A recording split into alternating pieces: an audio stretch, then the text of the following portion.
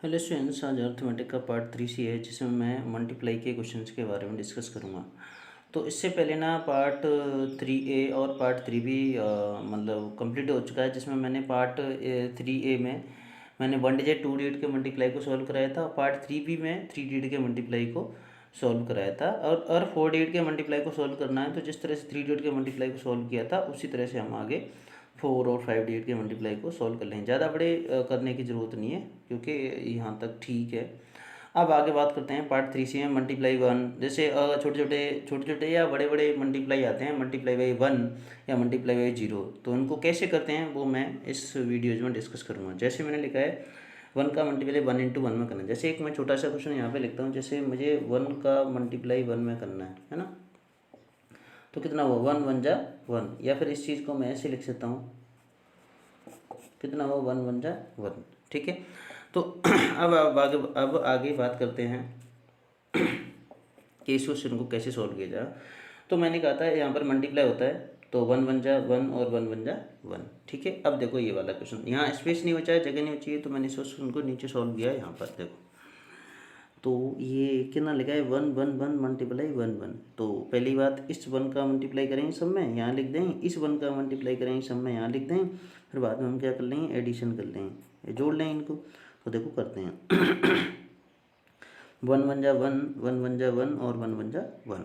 इस वाले 1 का हो गया। अब इस वाले 1 का करते हैं 1 1 जा 1, यहाँ क्रॉस लगा लिए या जीरो लगा सकते हैं, 1 1 जा 1, 1 1 जा 1 और 1 1 जा 1। अब क्या करते हैं, ऐड करते हैं 1 1 1 2 1 1 2 और 1। ठीक है, अब आगे बात करते हैं इस वाले क्वेश्चन की, थर्ड वाले क्वेश्चन। देखो बने 1 के मल्टीप्लाई यहाँ पर लिखे हुए हैं और 0 का भी है। तो 1 का मल्टीप्लाई मैंने कहा था प्रीवियस वीडियो में, 1 का मल्टीप्लाई किसी भी डिजिट और नंबर में करेंगे तो कोई फ़र्क नहीं पड़ेगा, वही डिजिट या फिर वही नंबर आएगा। तो 1 का मल्टीप्लाई 5 में करेंगे तो 5 का 1 5 जा 5, 1 4 जा 4 और 1 2 जा 2 और 1 3 जा 3। 1 का मल्टीप्लाई किसी में करो 5 में करो तो 5 आ जाएगा, 6 में करोगे तो 6 आ जाएगा। अब 0, तो 0 कहानी मैंने स्पेशल बताई थी, 0 एक गधा है, वो गधे के साथ जो भी रहता है वो गधा बन जाता है ना। तो 0 का मल्टीप्लाई 2 में करोगे 0, 0 का मल्टीप्लाई 6 में करोगे 0, मैंने बताया था। जैसे 0 का मल्टीप्लाई 2 में करो तो कितना आता है 0, क्योंकि ये रूल होता है कि अगर मल्टीप्लाई कंडीशन में 0 का मल्टीप्लाई किसी भी डिजिट और नंबर में करोगे तो क्या आएगा, 0 आएगा, मतलब 0 भारी पड़ता है सब पर।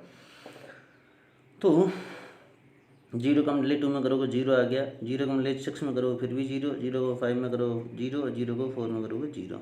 ठीक है, अब इससे छोटे छोटे क्वेश्चन देख लेते हैं। कई सारे जैसे 5th क्लास में आते हैं और भी कई आ जाते हैं, 6 में भी आ जाते हैं, कहीं 7th में भी आ जाते हैं। छोटे छोटे क्वेश्चन आते हैं जिनके 1 मिनट 1 सेकंड में आंसर आता है। जैसे ये 2 का मल्टीप्लाई 6 में करोगे और फिर 4 में करोगे, इसका मतलब बीच में 0, 0 का मल्टीप्लाई किसी में करो देन आंसर विल बी 0। क्या आएगा, ये देखो 2 6 जा 12, 12 4 जा 48 है ना।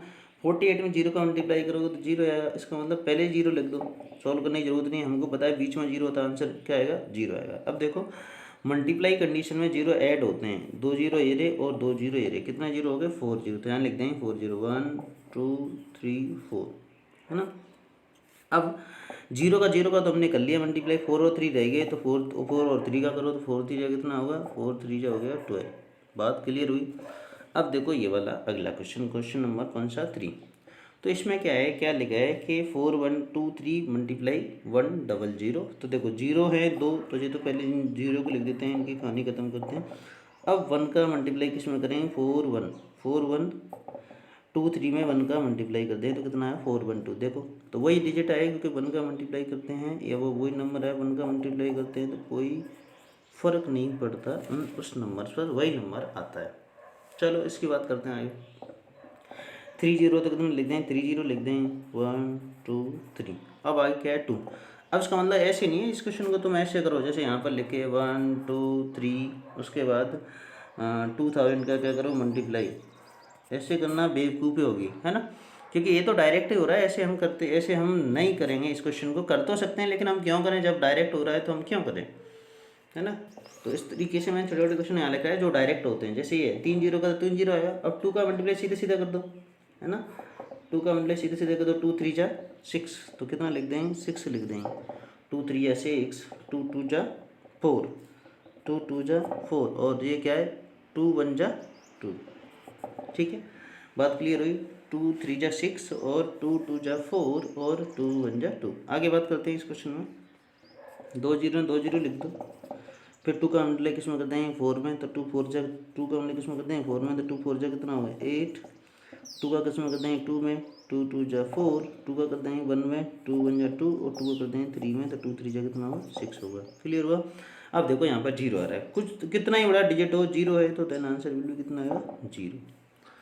सो ये सारे छोटे छोटे क्वेश्चंस कंप्लीट हुए। जितने सारे क्वेश्चन बनते हैं मल्टीप्लिकेशन में वो मैंने सारे क्वेश्चन आपको करा दिए। अब नेक्स्ट पार्ट में मैं डिवीजन को स्टार्ट करूँगा, उसके भी 2-3 पार्ट्स आएंगे, है ना, क्योंकि डिवाइड एक बड़ा टॉपिक है जो मैं इसको अलग अलग पार्ट्स में समझाऊंगा। तो ये आपका CW हुआ, ये HW नीचे, जैसे वो 2 क्वेश्चन ये हैं और 2 क्वेश्चन ये हैं और 2 क्वेश्चन ये हैं, ठीक है। तो आप वीडियो को पॉज करके आराम से अपना CW HW आपको करना है। So thank you.